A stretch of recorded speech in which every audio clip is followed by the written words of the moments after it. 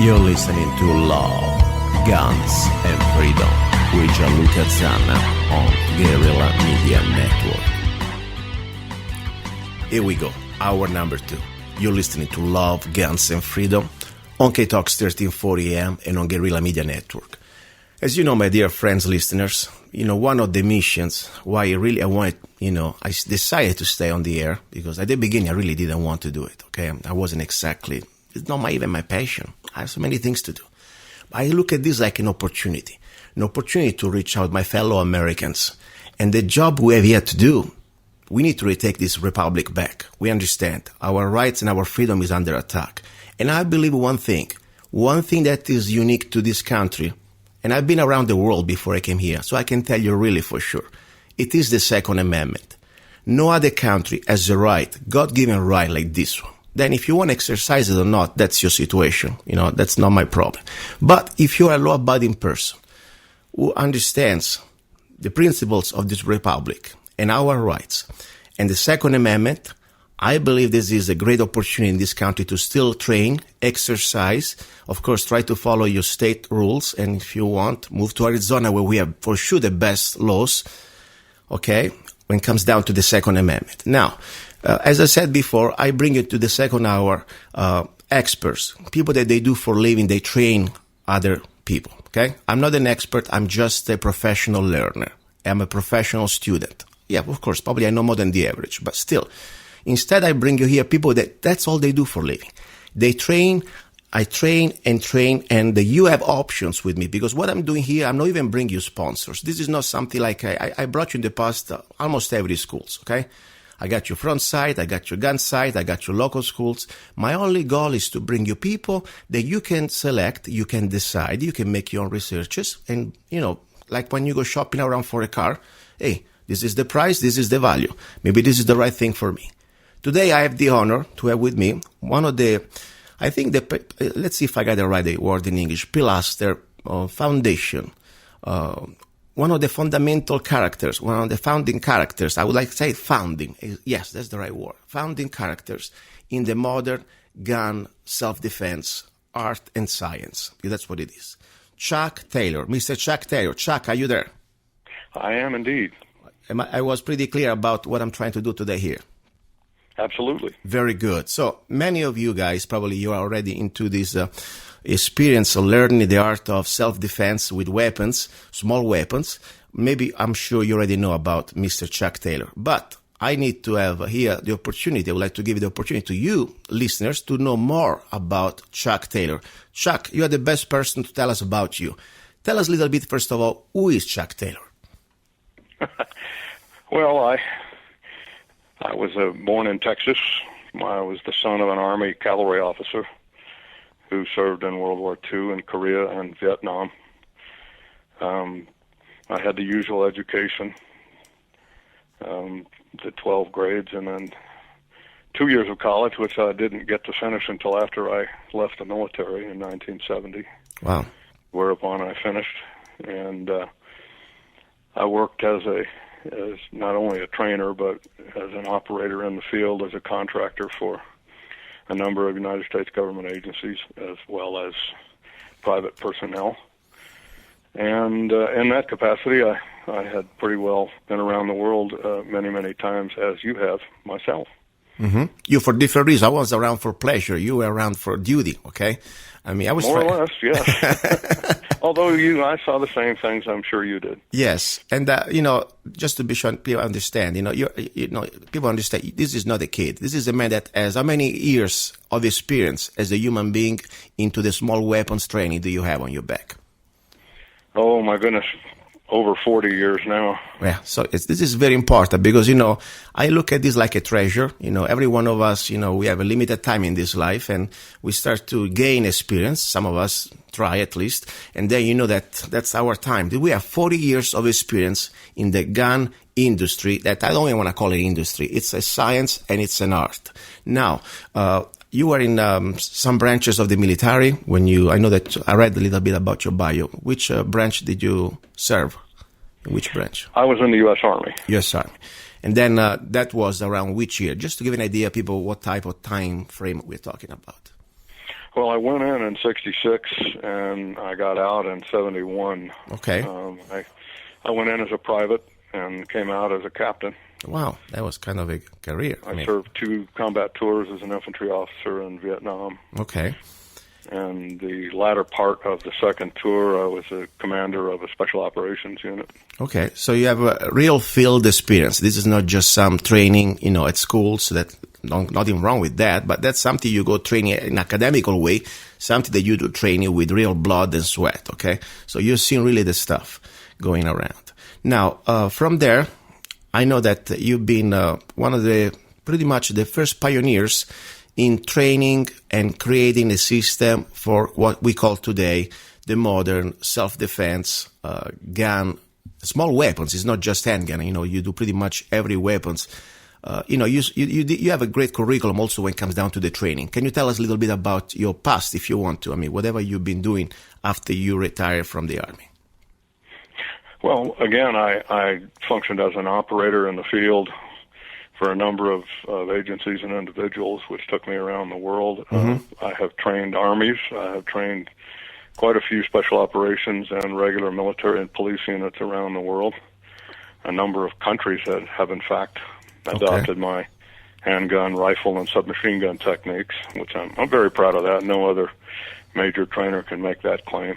Yeah, I know something about Switzerland, correct? I mean, there is a Swiss... Yeah, Switzerland, Belgium, France, and the last I heard, Germany was in line as well. Wow.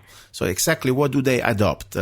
Which technique, the Swiss Army, if I can ask you more details? All of them, both handgun, rifle, and submachine gun techniques. All of those countries are using my stuff, and Belgium is also now on board, now that I think about it. Wow, that's pretty big. And we're talking about hundreds of thousands of soldiers, using your technique. That's amazing. That's amazing. That's correct. That's amazing. Now, after this experience as a, private contractor, training in other different agencies or armies, I know you've been also, you still do, I guess, you train also civilians, regular people like myself, okay?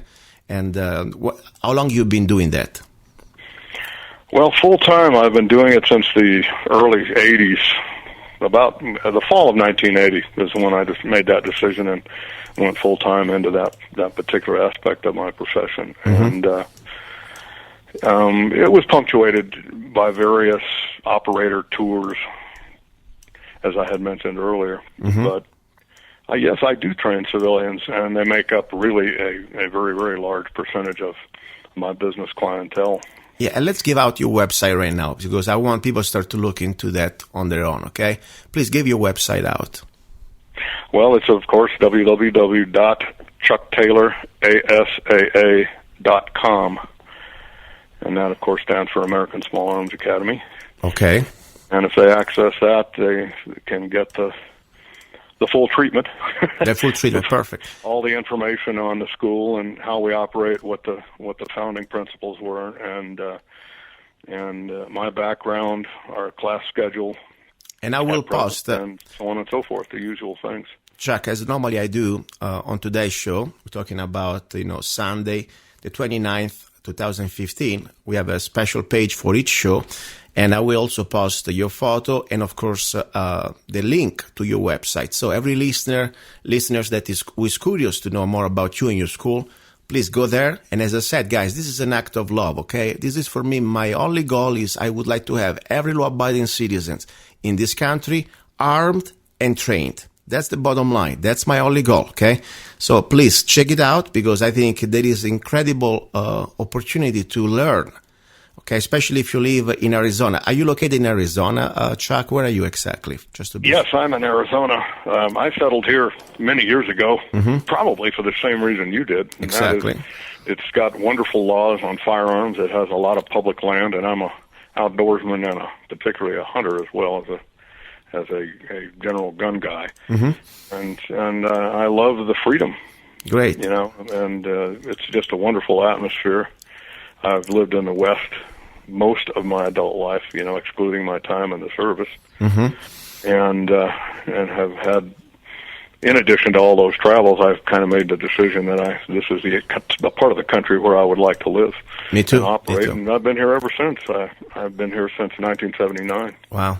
I understand the feeling. You know, when I came from Italy, I had, you know, my first landing spot was California, and, you know, don't get me wrong, it was okay. You know, I did well, I did my business, and I'm not complaining. But after I found out that America was more than California, and there was next door Arizona, I couldn't run fast enough and cross that bridge, you know.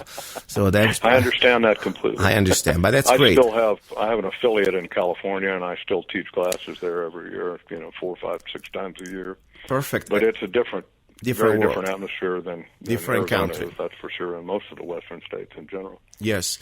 Tell us a little bit about your school. Do you have like a physical school, or how do you operate with your training for civilians? Mostly I operate on a mobile basis. I operate on a fixed site facility basis down in Phoenix, utilizing the world famous, in fact, Ben Avery shooting facility down there. It's the biggest firing range complex in the world. Wow. And a very, very nice one, and a very efficiently run one by Arizona Game and Fish Commission. And so that's where I teach the classes in Arizona, but I have an affiliate on the East Coast too, up in Connecticut, and then I do various contract classes around the country, different parts of the country. People sponsor my classes, you know, gun shops and clubs, and even individuals bring me in to train their groups of people and so on. And I also do very private training, you know, private client training, and that makes up oddly enough, an increasingly large percentage of my training in the last few years. A lot of people seem to want to be trained, but they would prefer to do it on a private basis for various reasons, and of course, they make arrangements to do so. Hey, if they can afford that. Businessman, so that's great. If they can afford that, then that's great. You know, I mean, it's like, you know, everybody, if they can afford a special treatment, I think it's great. If I had the money, I would get you as my private, private class. I would love that. But talking about classes, how many people do you need? For example, let's say we are here. I'm located here in Mojave County, okay? And let's say we would like to get a group of friends, and we would like to enjoy, just to start, like 4 days or whatever it's called, the basic handgun class that you introduce. What is the basic class that you will introduce for handgun self-defense? Well, I have two different formats in terms of length. Right now, by far the most popular ones are the 2-day weekend courses, because people can easily get to where they can attend them without taking special time off from work or traveling any major distances and so on. I do some 4-day courses periodically, but right now, with the economy the way it is, the 2-day weekend courses are by far the most popular. Okay. So within that realm, a 2-day weekend course that I would come in to teach, I charge a fee of $2,500 plus my travel, food, and lodging expenses to, from, and on site. Okay. So, and of course, whoever sponsors the course is responsible for the course administration and taking the tuitions and so on. In other words, basically promoting and administering the course in their locale, since I'm in a different place and not really in a position to do so. And then I come in and teach the course, and we go from there. Excellent. I like this. I do a multiple format handgun series of courses. I have what's called the defensive handgun skills course, and followed by an intermediate and advanced defensive handgun skills course. And these courses are the nuts and bolts of actually shooting and weapon handling and all of those things that go with fundamentals and so on. And most people, even though they may have some background in the military or police or as shooters and recreational outdoorsmen, this is different. Tactical shooting is a completely different form of shooting from competition shooting or recreational shooting or even hunting. You know, it's a hybrid type of shooting.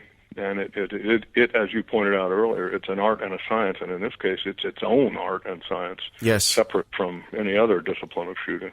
Yes. So that I teach that format, and then I have a parallel course, which are called the tactical handgun courses. Mm-hmm.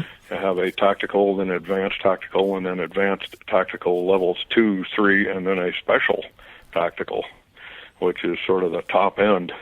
These are the applications of all of the skills in weapon handling that they learn in the standard courses. Mm. And those classes have become exceptionally popular over the last 8 or 10 years.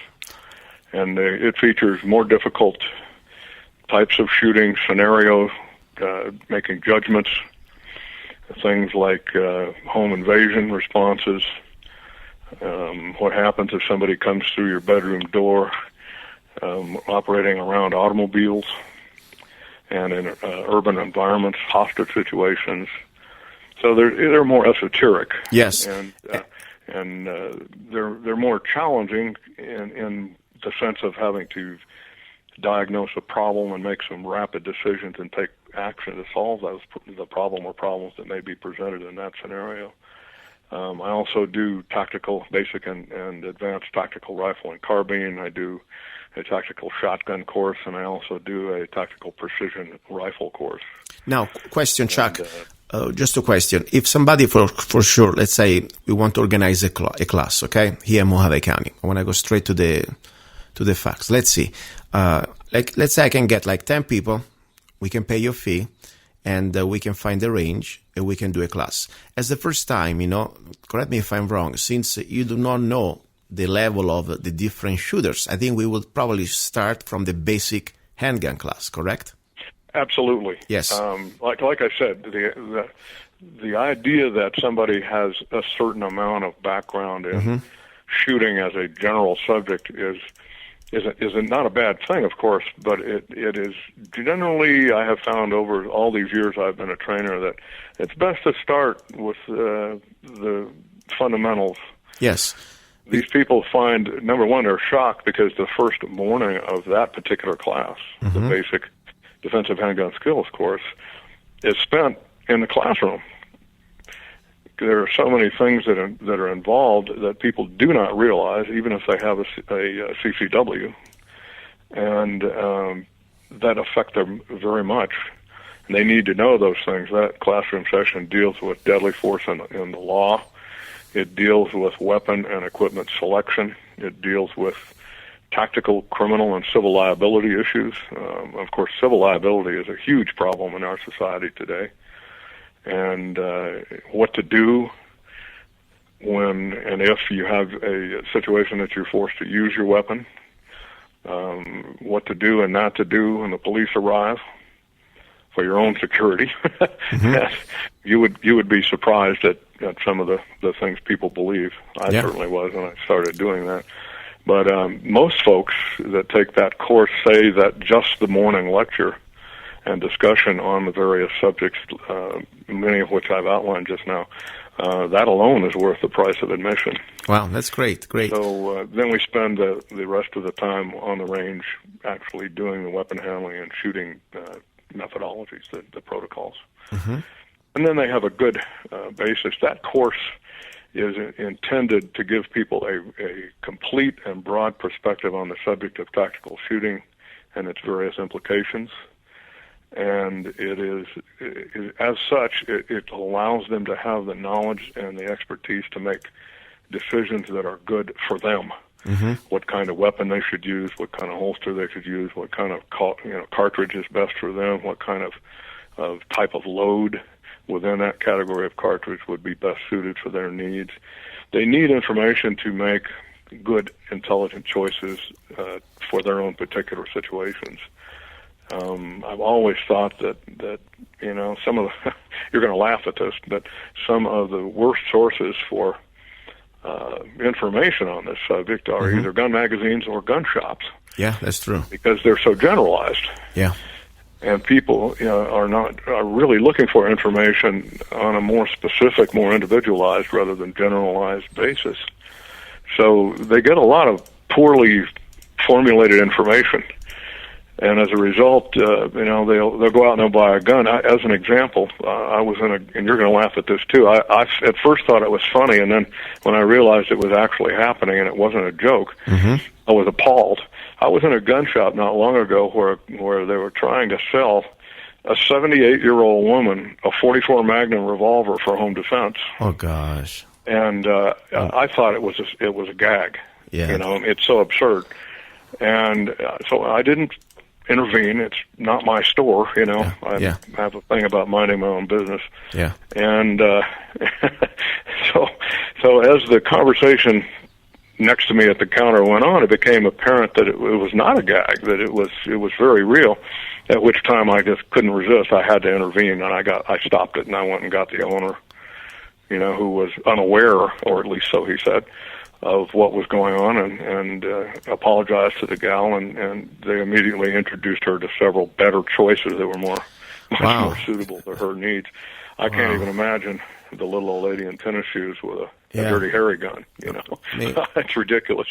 I'm a .44 Magnum fan as a hunter. I have 12 animals in the record books, mostly taken with a .44 handgun. And but for self-defense, absolutely not. Yeah, certainly not the weapon of choice. It's not what it's for. But you'd be surprised. Another common thing is with the ladies again, the choice of handguns that are far too small because they're compact and they fit in purses easily. And, of course, the smaller and the more compact that the weapon gets, the less capable it becomes, the more specialized it becomes. Exactly. And yet they want it for general-purpose self-defense missions. So these small subcompact guns, the small .38 Special Snubbies and the subcompact self-loading pistols, you know, usually 9 millimeters, and a few 45s, but mostly 9 millimeters.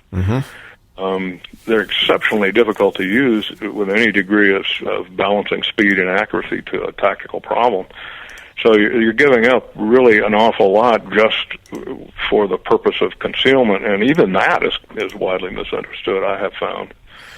You know, you don't want to give up the whole reason you're carrying the pistol just so you can hide it easier. Chuck, since we're talking about handgun, you know, I'd like to know a little bit about your taste and personal choices. What is your favorite handgun that normally you carry in real life situation and for training, of course? You know, somehow I knew you were going to ask me that question. It's been asked before, but let me preface my answer by saying that as a professional, particularly as somebody who has to work with people as an instructor all over the world, I have to be able to train people with all sorts of different types of firearms. Okay. And each firearm, and I'm sure you'll agree, has its own little idiosyncrasies, its own little nuances. You know, their controls are generally located in different places.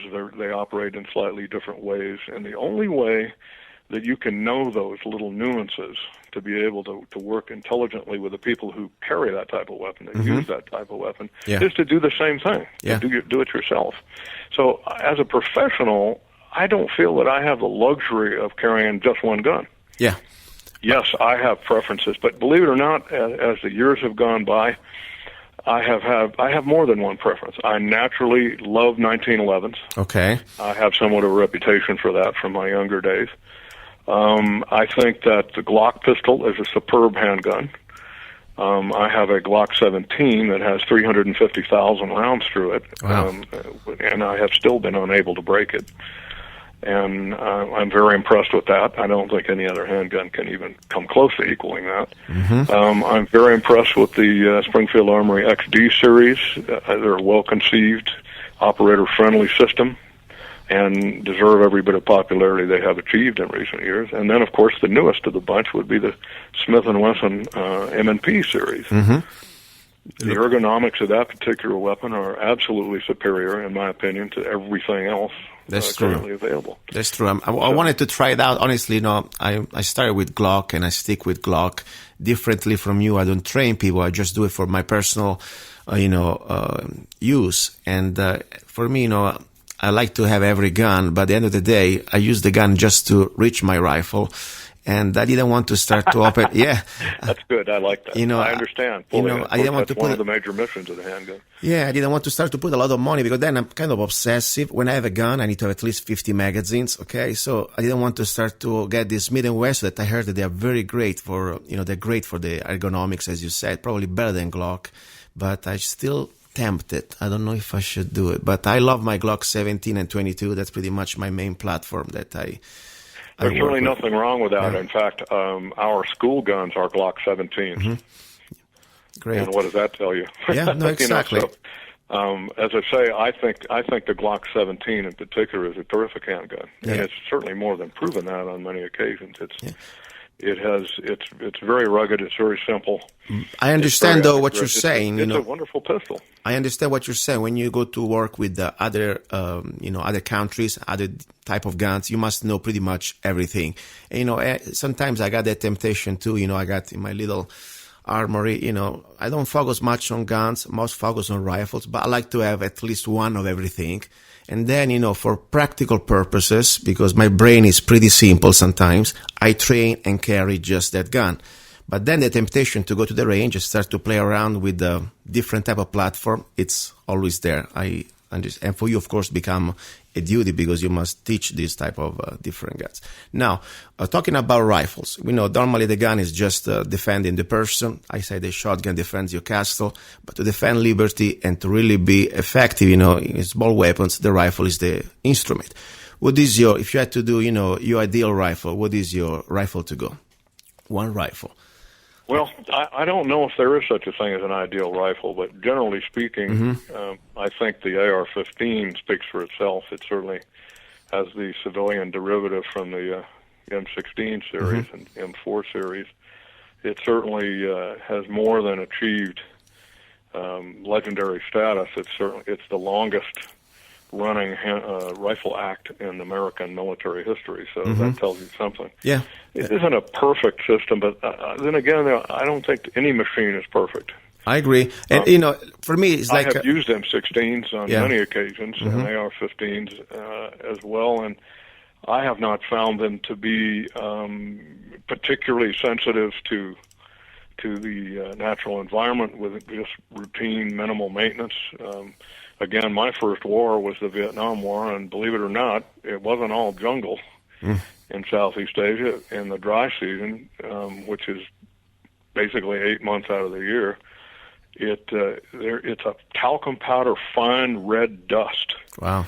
It just gets all over everything, and we, of course, were around helicopters. There's a nice dust bowl affair, and armored vehicles.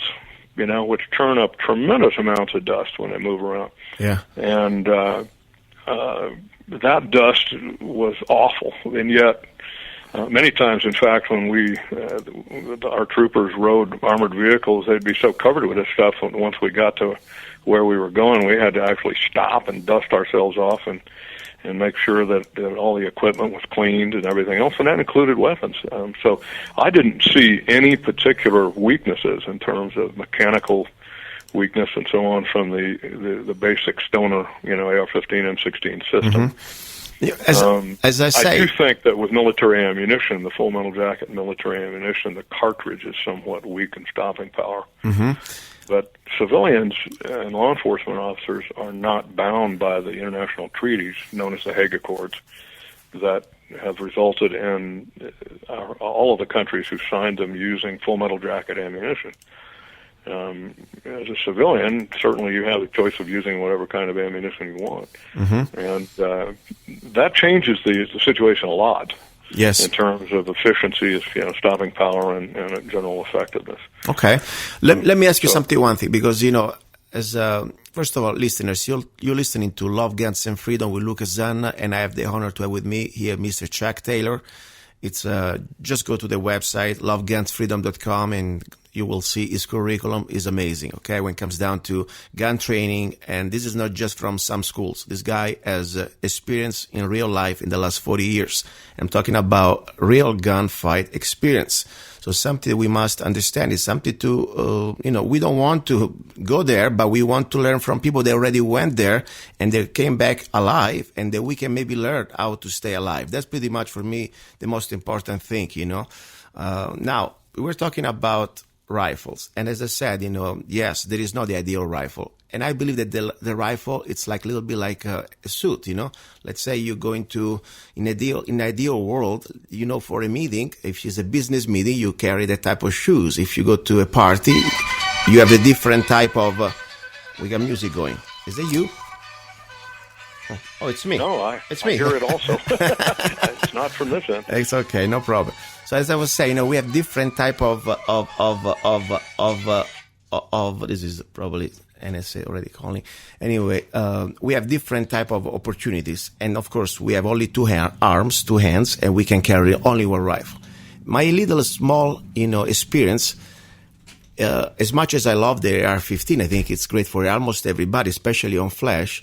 I'm kind of a fan of one rifle only I would like to have, or I can have. I would like to have the M14, or at least the civilian version M1A. And I don't know, this is just me, my little personal experience. I like the 308, and at the end of the day, we are the weapons, right? I mean, the gun is just an extension of ourself. Am I right or wrong? Oh, I couldn't agree with you more. That specific statement that the weapon is the extension of the operator, that could not be more true. I say that many, many times to my students and various clients. It's also interesting to me that you like the M1A, the civilian version of the M14. I was trained on that, of course, in the military. I know that. And I have one particular version of that I am very fond of. Which one? And that is the Springfield Armory SOCOM 16 version. Okay. Which is a shorter barreled version. Yeah. I have, I think starting in the early 80s, I began to experiment with 308 and 3006 weapons that had shorter barrels to make them more handy, and give them a little better balance and so on. And it kind of amuses me, but it's rewarding to see that even though it took a couple decades before anybody else got on that bandwagon, that more people as manufacturers have done that. And I think that particular rifle, the SOCOM 16, is one of the best ones around. I was trained originally on the M1 Garand, and of course, when I went through basic training in 1966, the M1 rifle was still used widely in the U.S. military. Even though technically it was superseded by the M14 in 1958. So after almost all the standard Army training on rifles and basic training, the M14 came in, so we had to retrain on that. And then later on, when I was in the Ranger School at Fort Benning, about a year and a half later, I was exposed to the M16. Okay. And so it was interesting that there was this huge leap. I don't know that it was a quantum leap, but it was a huge leap in weapon philosophy. Yeah. I'm actually fond of a weapon that has served a long, long time in your parent country, in Italy, the Beretta BM-59. Wow, interesting. And which is also an M1 Garand derivative, just like the M14 M1A. Yeah. Question: Did you train in Italy anybody the last few years? Did you been training military or police or anybody else? Besides, I know you went to Switzerland and Belgium. Anything in Italy going on? Well, yeah, U.S. Army Special Forces for one. Oh, wow. And also Navy SEALs. Oh, wow. So you were like in Sigonella? I'm sorry? Sigonella, there is a base in Sicily. Oh, yeah. Yeah, that's normally a place that I know they're stationed. I was over in fact, I was in Italy 2 years ago. Wow. Recently. And I trained all the SWAT teams. Interesting. In Italy there. Wow. Also, one of my major clients is the director of the Beretta Academy. Very interesting. That's amazing. I'd really like to. Yeah, he's a good friend now, and he's a former police officer. Many years. Very good. Now retired, and he runs the Beretta Academy. See, so they use my stuff too. Wow, excellent. In Italy, the situation is different, than like the rest of Europe. And even Switzerland, that is the best place out there compared to other states. There is no other, that's not a right, that. We have it here as a right, natural born right, God-given right, call it whatever.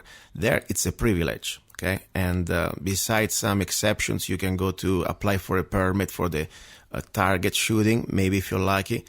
Most of the time, peasants, all they get is a shotgun to go hunt. That's all they can do, okay? But the real opportunity like we have here, guys, we have still something that we need to preserve and fight for and use it and exercise it. That's why it's so amazing. Sometimes we forget, you know, I live in Arizona and I love this state, but I see a lot of people that they have this opportunity to train with the best like you, and they're still sometimes trapped in the little bit world that I don't want to call it arrogance, because I'm not trying here to judge, but unfortunately, yes, when you have a gun, and just because you think you have a gun, and you shot a couple rounds at the range, and then you put it there in the safe, and you think now you're set, that's dangerous. That's a false sense of safety, or false sense of security. We must train, and you know the beautiful thing, you don't realize how much you don't know until you try it. And that's why... That's a wonderful statement. You know, that's entirely true. Yeah. And that's one of the things I hear from my students and have for decades. I didn't realize how much I didn't know until I came to this class. Exactly. I've heard that 1,000 times, I bet. You know, and this is for me, you know, as I said, it's like a journey, you know. We start somewhere and then it's up to us when we want to stop. But when it comes down to this responsibility, because I really believe that being a gun owner, a lawful gun owner, it's a huge responsibility. We're talking about we have the power to save life, but also we have the power to take a life. So I believe there is never enough training, in my opinion. Of course, everybody has different lifestyle and, you know, priority. You know, maybe you don't want to put all your money in one thing. I understand. But when you carry a gun, and, you know, since I came to this state 10 years ago, there is no one morning that in my pants, there is my holster, comes with the belt. I don't even need to make any changes. There is my gun there and my magazines, okay? So it's part of my regular lifestyle. So I try to at least learn. And that's, I think, the most important thing we can do. Have an open mind and be like vacuum machine. Try to suck the best we can out there. Now, next classes, where is the next class you holding in the state of Arizona? So maybe we can come. Well, I'm doing an intermediate defensive handgun skills course in a couple of weeks down in Phoenix. Okay. And at the end of April, I'm doing a tactical rifle and carbine course. Okay. So let's say for people that, like we were talking before, I never attended a class with you, okay? So I should start definitely from the basic today's class, so you can at least have an assessment. Like, for example, do you offer like a test at the end of your class to be able to graduate to the advanced class?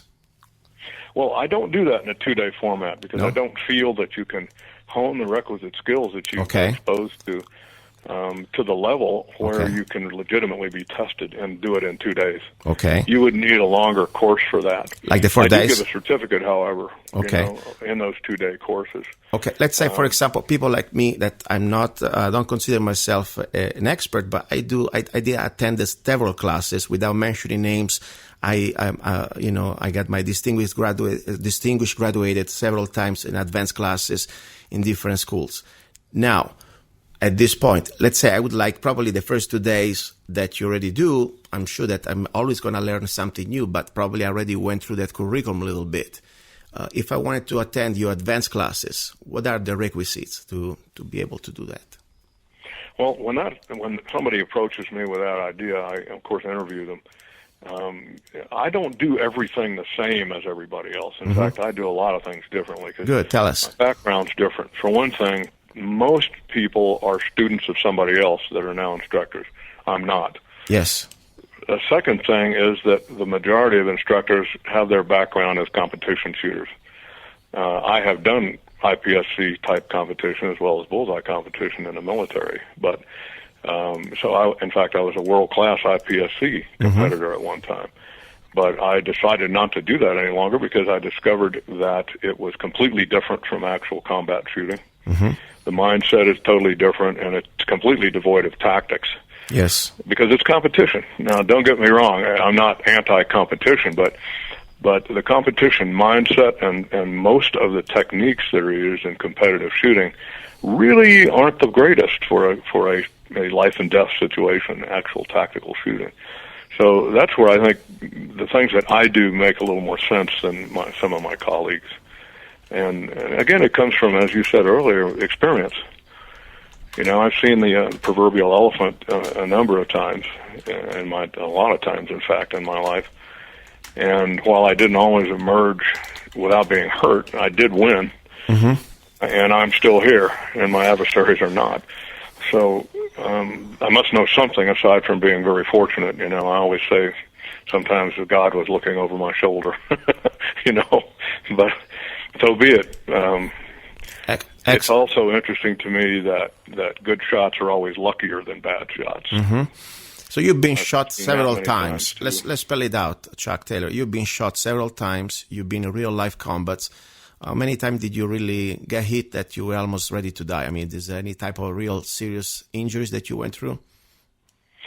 The very first time I was shot, I thought that was it. I was hit 3 times with an AK-47 at point blank range. Gee. And it was one of the most educational moments of my life for a number of reasons. A brief story to preceded it. Mm-hmm. I had just thrown not one but 2 hand grenades in a machine gun bunker that was placed to fire down a trail in the jungle, and we got in the wrong place at the wrong time. And these things are camouflaged so well you couldn't locate them until they opened fire. Wow! And I had several men down that had been hit, and I was able to maneuver and get close to the bunker, and I threw 2 hand grenades in, one after another, to be absolutely sure it was neutralized. And then, assuming that, I proceeded to go around to the back entrance, the only entrance of the bunker, to make sure, and I met a guy coming out the back door. And I was completely unprepared, because these bunkers aren't very large, and there's just logically no way that anybody could have survived 2 fragmentation grenades in that bunker. But this guy not only survived, but he wasn't even injured. And as I came around the corner, he came out the back door, and we duked it out at about 7 feet. Wow. And he hit me 3 times with an AK, and I got him with a Thompson submachine gun. Wow. This is not a movie, guys. This is real. I mean, this is amazing. Yeah. You can't make this stuff up. Okay. You know? Truth is always stranger than fiction. And I thought I was dead. I truly did. And I just decided at that point, it became a very important life decision for me. Mm-hmm. And it was a philosophy I followed from that point on in my life. And that was, if I'm going to die, my adversary is going to accompany me. I understand. Whatever happens, he's coming too. You know, I'm not going to go without taking him down. And so I was able to neutralize him, and of course I did. I was hurt, but I did survive. Spent some time in the hospital, and the second time I was shot in the chest by a North Vietnamese officer with a 9mm pistol, and I thought that was it, and it wasn't. In fact, I have his pistol today. Wow! And I kind of take it out every now and then and grin a little, know, when I look at it. Interesting. But all these instances taught me something. You know, it's always said that we really learn from our failures rather than our successes. If we can make it through, because probably sometimes, you're not that lucky to make it through to learn such type of mistakes. This is not like, you do like a singing lesson. Oh, you did not hit the right note here. Try later. No, you got shot. Well, I always tell my students, my friend, that, the trouble is that when people make mistakes in combat, they usually get killed, and they can't pass on that information. Exactly. Because they're dead. And they can't tell anyone what went wrong. From outside, I was very lucky. Chuck Taylor. There's instances where I was injured, where apparently my adversaries were lousy shots, or God was on my side, or most likely a combination of all those things. Chuck, if I can say something. I certainly spent my share of time in hospitals where you have nothing to do but think about what happened. Chuck, 1 second only. If I can say something to the listeners. One of the reasons why I wanted to have Chuck Taylor here on the show to share his experience, and more important, his school, his training academy in small weapons. It is not just because he's one of the other many qualified, don't get me wrong, there's a lot of good people out there that they know how to teach, okay? That's fine. But this is something that I think he has a very unique angle. Somebody that really can share also not just the basic skills, how to operate a weapon, but also the mindset and the real life experience on his own skin, what means to go through a violent confrontation. Not every instructor out there can say that. That's a fact. And we have here a man that has 40 years of experience in this real-life approach, experience in this gunfighting situation. And he's alive. So let's use everything we can, because I think it's an incredible amount of experience that we can treasure. That's pretty much why I want you up on the show today. And please, Chuck, tell us a little bit something about something that I really is going to be my next challenge, okay? I really would like to accomplish that, at least with a handgun. The Combat Master Training Program. You are the founder of this certification. Tell us how this idea started it and what is exactly pretty much about, and then we go in details for the handgun, please. Well, the term master certainly is used in a lot of different endeavors, including shooting. Unfortunately, in the case of combat shooting with a handgun or with other weapons, I do a 3 and 4 weapon master format as well. There was nothing that actually there was no challenge, no achievement that was required, no test, no qualification really required to earn that title. So as a result, it has been applied and in many cases misapplied. As I say, it has been used rather loosely, I think, over the years. So I came up with an exceptionally difficult qualification test to where you really earn that title if you pass that test, and it entails basically everything that's worth knowing about or doing with a handgun, both shooting and weapon handling. It, for example, features high-speed holster presentations from literally arm's length all the way back to 50 meters. It entails stepping away from the target. It entails where you're so close you can't bring the weapon to eye level. And then, of course, it starts at 3 and then 7, 10, 15, 25, and 50 meters. It goes to multiple targets. It goes to hostage situations, small targets, angled targets, partial targets, all under extreme time pressure. It then goes into weapon handling skills, speed reloading, tactical reloading, malfunction clearing, responses to the right, left, and rear, that sort of thing. So it covers pretty much all of the, if you will, the moves, as well as extreme shooting skill. And there are 400 points possible on it, and you need to shoot 90%, which is 360 points, in order to pass. So it's a simple pass-fail. On that basis, now I created this back in 1982, and there have been, maybe 750 people have tried this particular test. How many passed? And there have been 58 people that have passed it. Wow. I use that test as my own training, and while as I've gotten older, I can't perform as well as I did in some areas. For one thing, as I've gotten older, my eyesight isn't as good as it used to be. I was graced with 20/15 vision, and so getting a little older and becoming a little farsighted makes that front sight a little fuzzy sometimes at high speed, But I can still pass that test. In fact, I just did it about 6 months ago. I was testing some guns against each other, and that particular test is a wonderful way to compare the capabilities of weapons. And so I was able to still pass it. I used an M&P, and I passed it with a 1911 as well. Wow. Now, if I go to your website, I'm here at Chuck Taylor, AmericanSmallAcademy.com, okay? There is a section called Combat Master, and I see a stage 1 handgun.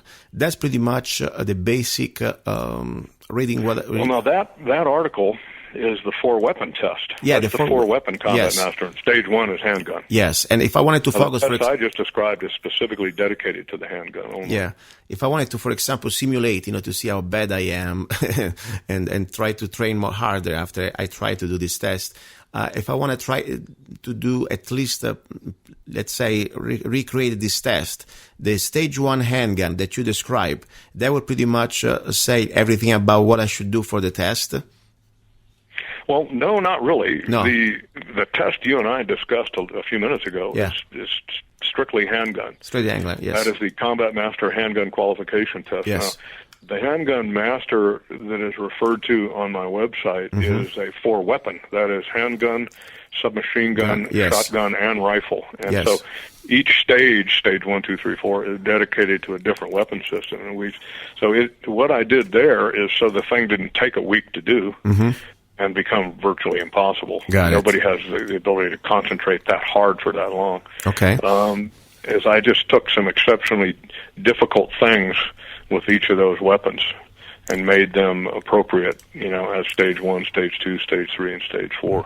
Different things. And you have to pass each one in order. You can't just pass the handgun and then fail the submachine gun and then come back and then just start with submachine gun again.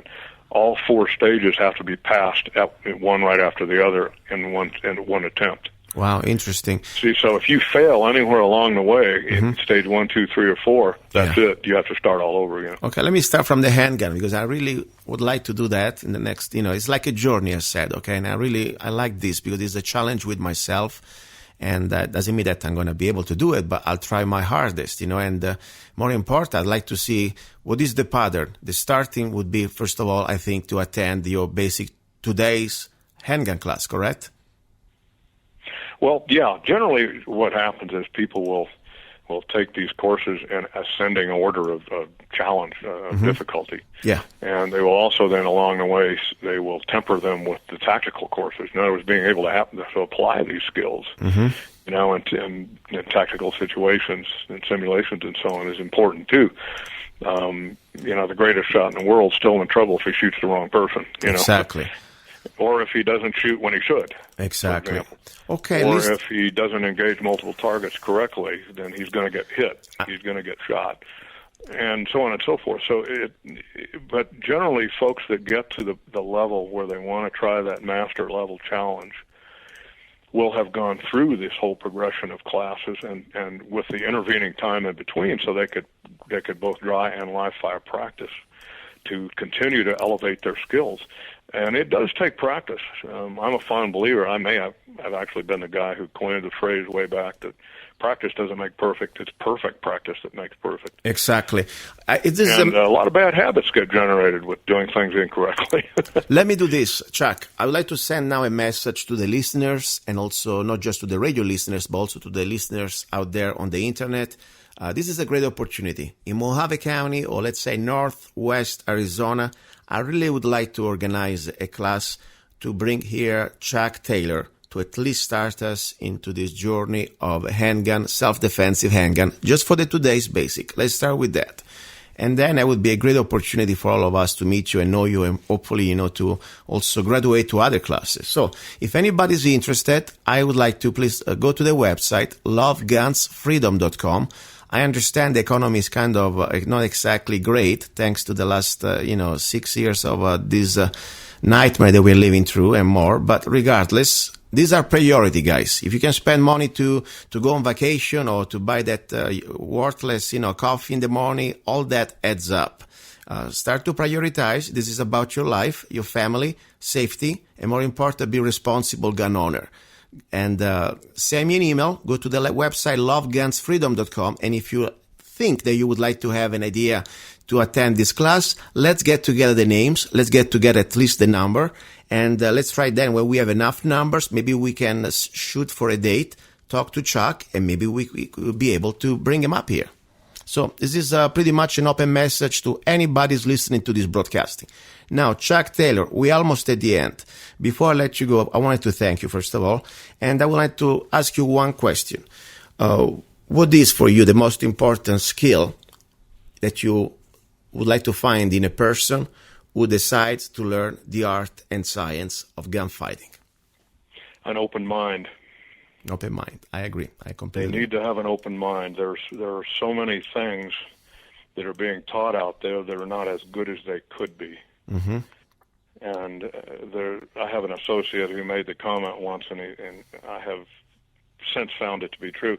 He says students tend to fall in love with their first instructor, and then when they see something that is taught by someone else that may not agree with that or may be different than that, they tend to judge that technique by the very first technique they used.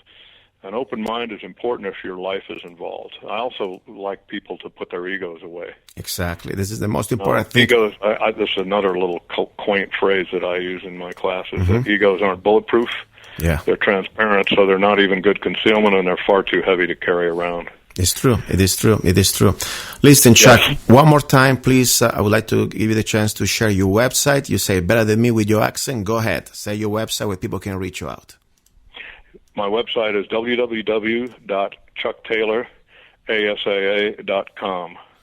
Perfect. And that has all the information that you'd ever want on the classes and where we come from, our theme, and my background, and so on. Okay, guys. Now, listeners, you understand this is an opportunity I wanted to bring it to you.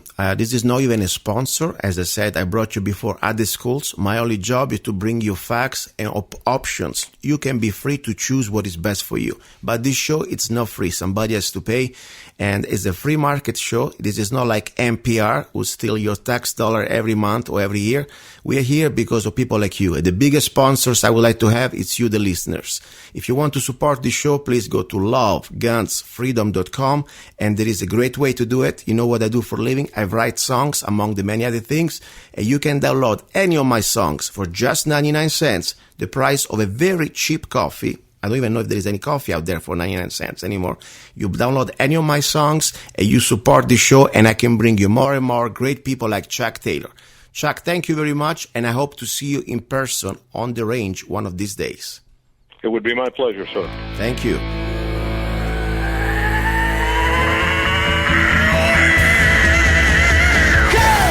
Come and take it. Come and take it. Come and take it. Come and take it. Come and take it. You're gonna like it. You're gonna feel like it's paradise. Come and take it. You're gonna get it. You're gonna taste it. One between your eyes. Come and take it. Come and take it. Come and take it. Come and take it. No more false illusions. Enough of your phony hope. You've stolen our son's future. Your empty words are like dope. If you want our guns, you want our souls. If you want our lives, here we stand in line.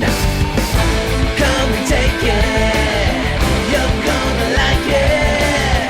You're gonna feel like it's paradise. Come and take it. You're gonna get it. You're gonna taste it. One between your eyes. He's a songwriter, a poet, a rifleman, I'm not afraid. and a constitutional activist. I'm not afraid. Italian by birth, I'm not afraid. American by choice. Luca Zanna I'm not afraid. and his new CD, Love, Guns, and Freedom. 16 powerful songs on one CD from the heart of a patriot.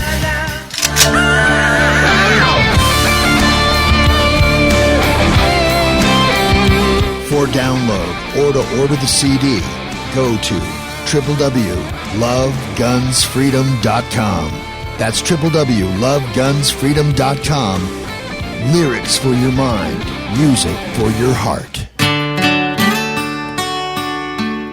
Luca Zanna's new CD, Love, Guns, and Freedom.